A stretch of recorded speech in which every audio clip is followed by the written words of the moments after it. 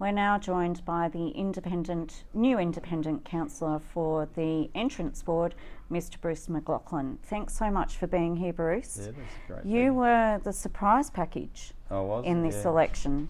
Yeah, I've been told that, but I just wanted to be independent, and to do that I had to be under the line in the ballot system, and that was the decision I made. I decided that I didn't want to seek preferences from the parties, and if I couldn't get in on my own merit or under enough votes on my own, I didn't want the gig, so it's as simple as that. Well, the Entrance Board was the only one where voters decided basically on first preferences who they wanted. How do you think, what was it about your campaign that got you across the line, under the line? Oh, well, it was very last minute. I only lodged my papers on the last day of the nomination. I actually got it in 10 minutes to 12 before the cut-off, and I had no preparation, no campaign planning, and then I just lodged the papers and then had a cup of coffee and thought, well, what do we do now? And I said, well, I know what I can do. I said I can put up some signs. I've done that for 40 years, so I know how to put up a sign. So I ordered 500 signs and went from there. And then and that was it. I decided I wasn't going to have a big campaign. I decided I wasn't going to spend a lot of money, and I was told right from the outset. As soon as I lodged, I was told that I couldn't get in. They said it was impossible. So no one had ever done it. So mentally, I hadn't prepared myself to win, but I thought I'll give it a good show. I'll actually give it a good show, and I think that's what drove me on. Well, but to get back to your campaign, I decided not to spend a lot of money because it's no different to when you market your house. I look at the market, I look at where it's going to work, where it's not going to work. I have a firm belief of not wasting clients' money on vendor-paid advertising. I don't need to buy profile. I'm an established agent, and I used exactly the same philosophy in the campaign. I looked at what would work, which would be signage, and I looked at the digital marketing, which I'm quite au fait with for the business. And so between those two things there, I had a budget of $5,000. So, and I didn't collect donations. It was all self-funded. So you've answered the how. Yeah. Can I ask you about the why?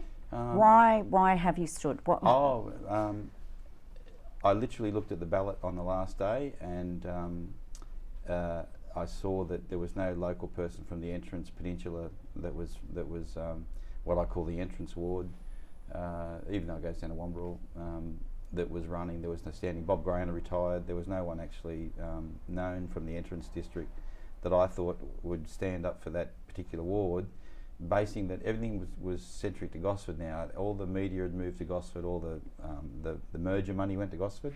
That was quite telling, and that sort of thing. So I thought, if no one stood up for our ward, then it would be dominated by Gosford-based politics. And that's when I actually looked at it and said, I actually told my wife, don't worry, I'm not running. And at 10:30 I started filling the forms out. I lodged it at 12 o'clock, rang her up and said, guess what?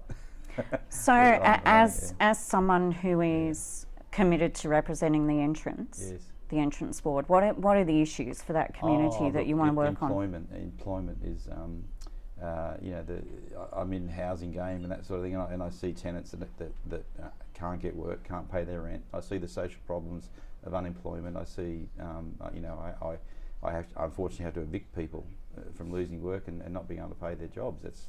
That's part of my business, and so I see firsthand very much the social ramifications of when it goes wrong.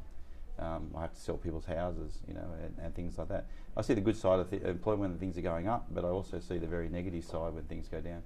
And I think employment, especially if the Entrance Peninsula there's no industrial hub there, there's no work there, there's no employment base. It hasn't got a transport hub, yet we're seeing increasing investment by Department of Housing to bring people up there, which increases the welfare base of that area, and the businesses are suffering because the incomes are coming down, and I think we have to switch that. We've got to make a switch. We can't just load up welfare-based incomes into a non-employment area. So would it be an accurate description of you to say that you're an independent with a social conscience? Very. I mean, I as I said before, I have the unfortunate job of dealing with the social ramifications more than most people.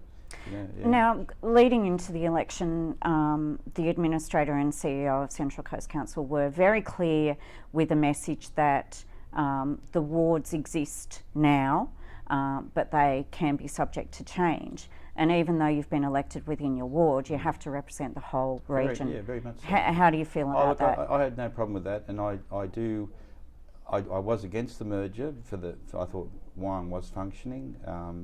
It had a functioning thing. I thought the merger would cause more problems than what it's worth, and I think for the short term it will. But I do understand, as a regional area, we can't keep going the way we were going, and I came across the problem firsthand when I tried to get the councils to look at a wave park as a vision, as something new for the area.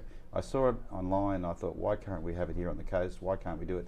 And then I went through the process of actually dealing with 2 councils to get a major project, and I saw firsthand the problem when you got to go to Wyong, and then it becomes go to Gosford, and then it becomes competitive, and where do we put it? And then it became all too hard for both of them. And I think, having had that experience, I understand why the regional council, for the big picture stuff, has to go.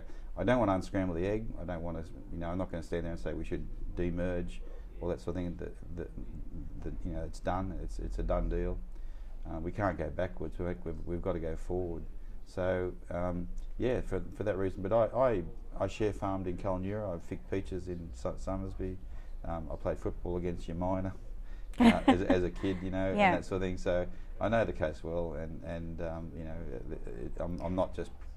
Okay. I'm patriotic for the entrance, but I understand I've got a job for the whole of the Central Coast, and I know the Central Coast well. And is there anything you want to say, Bruce, at this stage to the people who've put their faith in you and gone below the line and put you in? Yeah, no, great community support. It's been quite humbling, especially coming out of the blocks late and literally just doing a few Facebook post ads and some signage and word of mouth. I mean, my business is word of mouth. We've lasted 93 years by having a good reputation. I'm 3rd generation in the business, so you don't last in a town by doing the wrong thing for 93 years. So I think people understood that. They knew, they've had dealings with us. So hopefully they've been treated fairly and they walked away. Obviously, more people have than they haven't. They wouldn't have voted for me. So I think people either knew us, knew the family, knew the association, knew what we stood for, or if they didn't, they knew one of my staff members. I've got 20 odd staff, and they're all good community people. So you're not daunted by the size of the business that you're going to be one of 15 board members? Look, sometimes a big business is easier to run than a small business. You just. I had coffee at Toowoomba cake shop this morning, and they said they're going to have their first weekend off in 9 months. Mm-hmm. Now that's tough. That's not, they haven't got the big board of management and all that sort of thing through there. So if you've been in business and that sort of thing, whether it's big business, small business, the principles are the same. You've got to get your basis right, your big rocks right. You've got to get your budgets right, your staffing right, and I think it's just a bigger version of that. Yeah. Thank you so much for joining us, Bruce, and Jackie. congratulations Nice to meet you. and good luck. No, thanks very much. Bye.